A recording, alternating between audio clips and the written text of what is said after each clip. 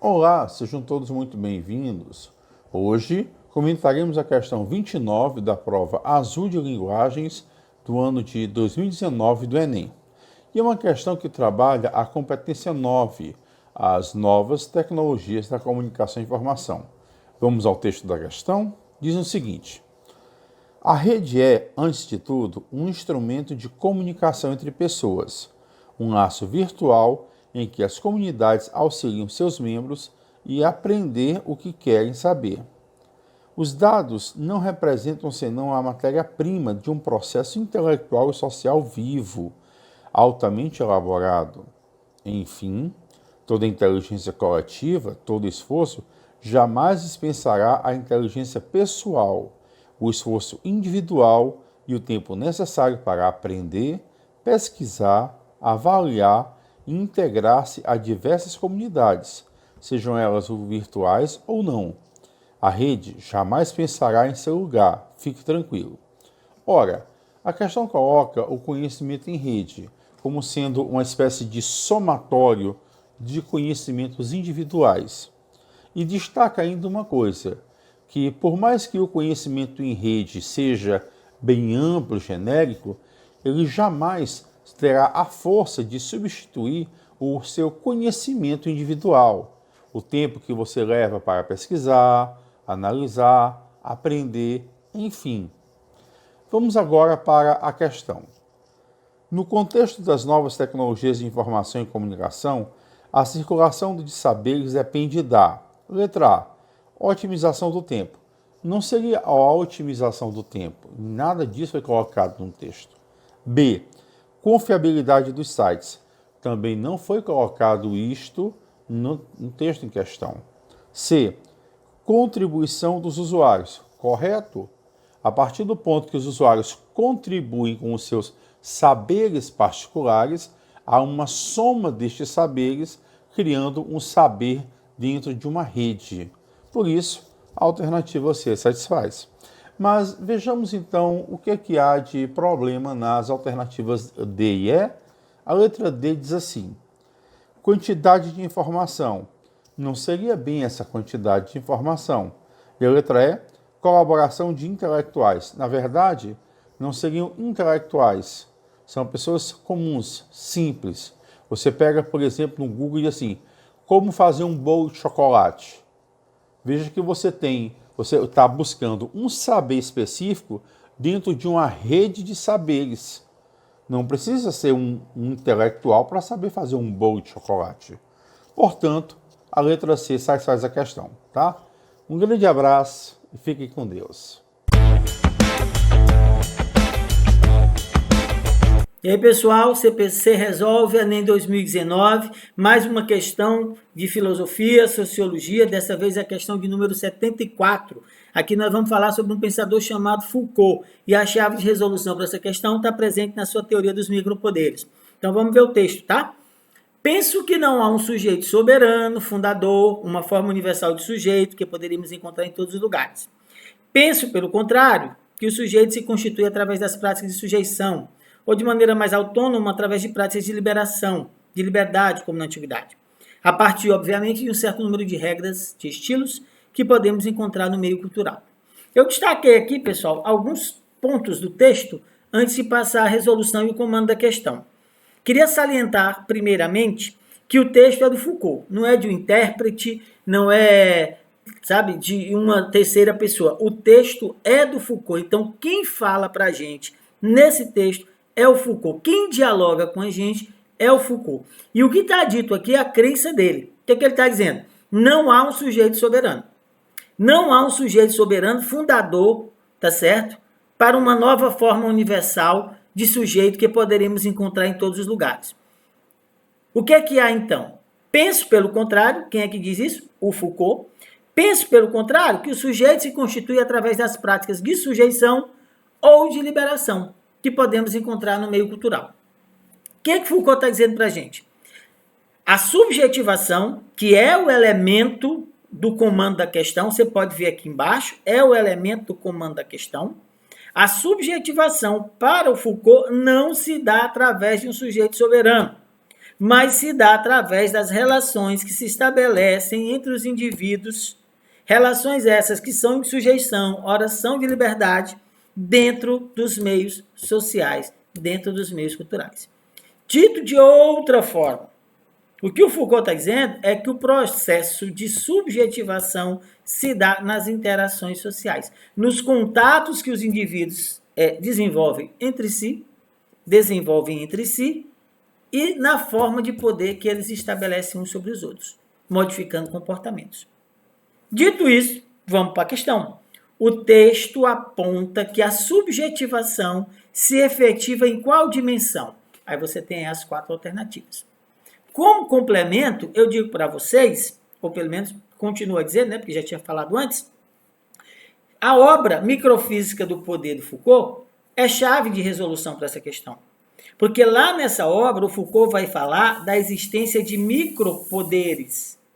Microfísica de poder, não é nem micropoderes, é microfísica do poder. A existência de pequenos espaços de efetivação do poder. Lembra quando ele fala aqui no texto? Penso que se constitui através das práticas de sujeição e de liberação que podemos encontrar no meio cultural. Ele está falando da microfísica. Pequenas práticas, pequenos contatos, pequenas interações, hora de submissão, hora de libertação, que se desenvolve dentro da sociedade. Cada um de nós ocupa um microespaço de poder. Cada um de nós é uma microfísica do poder, um pequeno espaço de poder sobre o outro. Portanto, gente, a única alternativa correta para a gente aqui é a letra C. Contingencial, porque se dá no dia a dia, se dá na existência, se dá nas relações, não é nada predeterminado, entendeu? Então é contingente, acontece de acordo com como as relações vão se desenvolvendo, e é processado através de interações sociais. O que está bem claro quando ele diz que não é a partir de um sujeito, mas das relações de subordinação e de liberdade que se dão dentro dos grupos sociais. Portanto, contingencial, processada em interações sociais. E aí tem um comentáriozinho aqui sobre o que é essa microfísica, né? São as relações de poder em pequenos ambientes, entre os indivíduos e pequenos grupos. Elas ocorrem nas escolas, entre os colegas de classe, de escola, nas empresas, os colegas de trabalho, nos clubes, os colegas, as pessoas que se encontram lá, nos amigos, com os colegas amigos, tá? Então, essas são relações de poder que se estabelecem entre os indivíduos. É quando você vai sair, tira uma foto da roupa, tira uma foto de como você está e manda para a colegagem perguntando se está legal. A resposta daquela pessoa vai ser determinante para saber se você faz daquele jeito ou não. Ou seja, a pessoa exerce poder sobre você. A pessoa realiza uma interação social com você. Portanto, está dentro, sim, do conceito de microfísica do poder, que se dá assim, ó, gente, na forma desse desenho, onde todos se relacionam. Portanto, contingencial, porque não há nada predefinido, é tudo processo, e através das interações sociais, que são as formas de contato a partir das quais há modificação do comportamento, tá certo? Às vezes no sentido da submissão, às vezes no sentido da libertação. E aqui o comentário, de acordo com Foucault, o corpo está inserido no social e por isso é assinalado pelo social. Todas as relações sociais são relações de poder e, de acordo com cada situação social histórica, as dinâmicas, sejam de sujeição, sejam de liberação, de libertação, são subjetivadas pelos indivíduos. Beleza, pessoal? Um abraço. Até a nossa próxima questão. Fala, galera do CPC! Estamos para mais uma questão do CPC Resolve. E com vocês, professor Franklin Rinaldo, professor de Física. Vamos resolver mais uma questão da prova azul do Enem de 2019, prova de natureza. Uma questão de física, a questão de hidrostática, tá certo? Estamos resolvendo todas as questões, todas as disciplinas resolvem todas as questões porque você está no melhor curso de preparatório para os vestibulares do Brasil. Curso Professor Clemilson, curso CPC. Vamos lá para a questão de número 119 do Enem de 2019. Coincidiu. Vamos lá. 2 amigos se encontram em um posto de gasolina para calibrar os pneus de suas bicicletas. Uma das bicicletas é de corrida, a bicicleta A, e a outra de passeio, a bicicleta B. Os pneus de ambas as bicicletas têm as mesmas características, exceto que a largura dos pneus da bicicleta A é menor do que a largura dos pneus da bicicleta B. Ao calibrarem os pneus das bicicletas A e B, respectivamente, com pressões de calibração PA e PB, os amigos observam que os pneus da bicicleta A deformam sobre menos esforços, muito menos do que o pneu da bicicleta B. Pode-se considerar que as massas de ar comprimido no pneu da bicicleta A, MA, e no pneu da bicicleta B, MB, são diretamente proporcionais aos seus volumes. Observa esse detalhe, a massa é proporcional ao volume. Comparando as pressões e as massas de ar comprimida nos pneus das bicicletas, nós temos o quê? Ele quer que você aponte a alternativa que relaciona a pressão, né, de cada pneu e a massa de ar em cada pneu. Vamos lá. Primeira coisa, vamos inicialmente analisar a pressão. Os pneus sofrem mesmos esforços, ou seja, a força aplicada nos dois é a mesma. Então, a força de A é igual à força de B. Mas você deve lembrar que força é pressão vezes a área. A pressão vezes a área. Então, como você tem o produto da pressão vezes a área, e como a área da bicicleta A, que é de corrida, é menor do que a área do pneu da bicicleta 2, que é de passeio, né?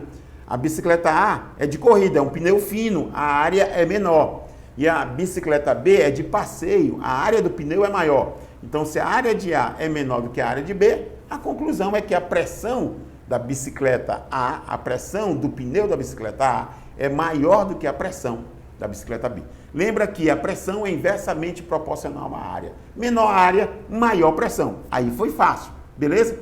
Menor área, maior pressão. Agora vamos analisar a massa, tá certo? Se você ler o texto da questão, verifica que a massa é diretamente proporcional ao volume. Se o volume de A é menor do que o volume de B, aqui é volume, tá?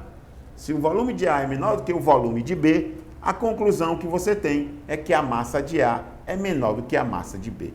Como o volume é menor, a massa também é menor, porque eles são diretamente proporcionais. Você vai encontrar isso na questão letra B, tá certo? Letra B da nossa questão de número 117 da prova de física, da prova de natureza do Enem, beleza? É isso aí. Curso Professor Clemilson é aquele que traz todas as questões resolvidas do Enem de 2019. Abração e até a próxima, galera. Valeu!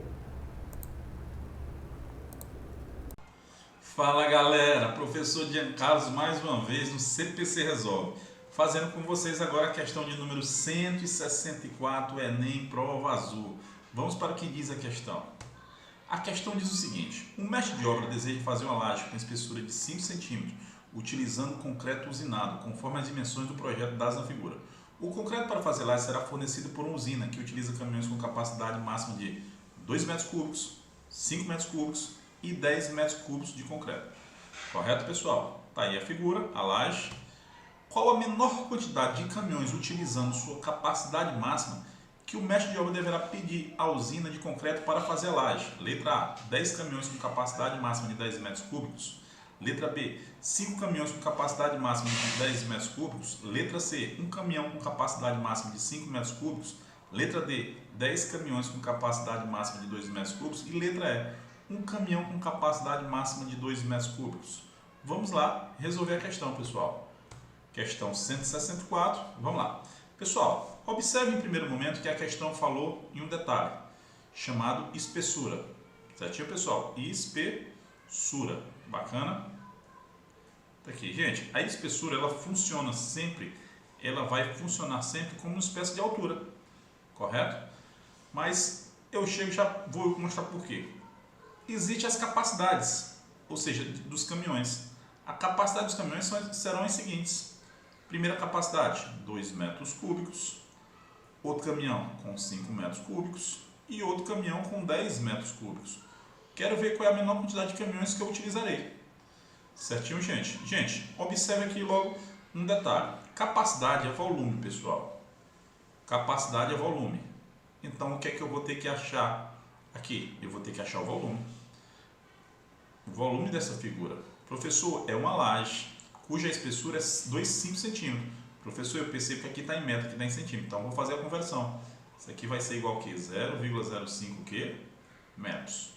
Correto? Professor, como é que eu faço para achar um volume de uma figura que não seja bicada? Ou seja, nesta maneira, o volume dessa figura vai ser dado por quem? Por área da base, vezes quem? Vezes a altura. Logo, essa espessura ela vai funcionar como quem, pessoal? Como quem? Como altura. Correto, gente? É como se tivesse aqui, ó. E você vai ver que essa figura formada vai ser um prisma. Volume do prisma, área da base, vezes altura. Professor, então eu já tenho o volume, ou melhor, já tenho a altura, não tenho? Você já tem a altura. Então vai ficar como? Volume vai ser gerado por quem? Por área da base, que eu não sei, vezes a altura. A altura vai ficar igual a quanto? 0,05. Professor, como é que eu faço para achar a área da base? Eu vou aqui. A área da base, ela vai ser gerada por quem? Vou ver o que eu vou fazer aqui na questão. Primeiro eu vou cortar isso aqui, essa figura. Eu vou chamar essa primeira parte aqui de área 1. Tá aqui. Então, gente, quanto é que vai ser essa área? Vai ser base 8 vezes essa altura. Quanto é que vai ser essa altura? Também 8 metros. Então eu percebo que essa área vai ser gerada por quem? 8 vezes 8. Então a área 1 vai ser igual a quanto? 64 metros quadrados. Professor, fecha essa figura aqui. Vou fechar essa figura também. Vou ter aqui uma área 2. Correto? Essa área 2 vai ser igual a quanto? Vai ser igual a base 3 vezes a altura. 5 mais 2, que vai dar 7. Então 3 vezes 7. A área 2 vai ser igual a quanto? 21 metros quadrados. E, finalmente, a área 3. A área 3 vai ser igual a quanto? Vai ser igual a base 3 vezes a altura. 3 vezes 5. Aqui. A área 3 é igual a 3 vezes 5, vai ficar o quê? 15 metros quadrados. Então, gente, vamos somar essas três áreas. Ao somar essas três áreas, o que é que eu vou ter? Eu vou ter 64 metros quadrados, mais quanto? 21 metros quadrados, mais 15 metros quadrados. Quando você somar isso aqui, você vai perceber que essa área total vai ser igual a quanto? 100 metros quadrados. Ah, tio, então já achei a área da base? Sim, você já achou a área da base. Então você vai agora para cá, substituir aqui, 100. Se eu fizer esse produto aqui, pessoal, isso aqui eu vou fazer o quê? Esses dois zeros vai deslocar a vírgula aqui duas casas. Então isso aqui vai dar o quê? 5 metros cúbicos. Então, para transportar tudo isso aqui, gente, eu vou precisar de apenas quem? Um único caminhão. Que tem capacidade de quanto? De 2 metros cúbicos? Não. De 10 metros cúbicos? Não. De 5 metros cúbicos. Correto, pessoal? E você vai achar isso aqui em que letra, galera? Na letra C. De CPC Resolve. Bacana, pessoal? Beleza? Tamo junto, galera.